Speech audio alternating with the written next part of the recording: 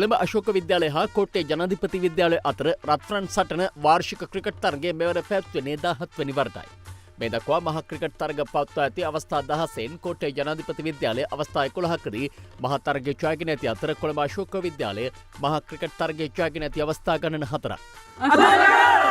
මම මුල්තමින්දරු කොළඹ අශෝක විද්‍යාලය කණ්ඩායම් නායක. 17 වන රත්තරන් සටනේදී ප්‍රසිද්ධ විද්‍යාලයට හොඳ අභියෝගයක් දෙන්න අශෝක විද්‍යාලය අපි බලාපොරොත්තු වෙනවා.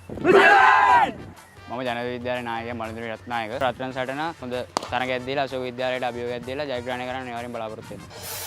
කොළඹ අශෝක විද්‍යාලය හා කෝට්ටේ ජනාධිපති විද්‍යාලය අතර 17 වෙනි රත්රන් සටන අප්‍රේල් මාස 5 වෙනිදා කොළඹ පියසර ඕවල් ක්‍රීඩාංගණයේදී පැවැත්වීමට නියමිතයි.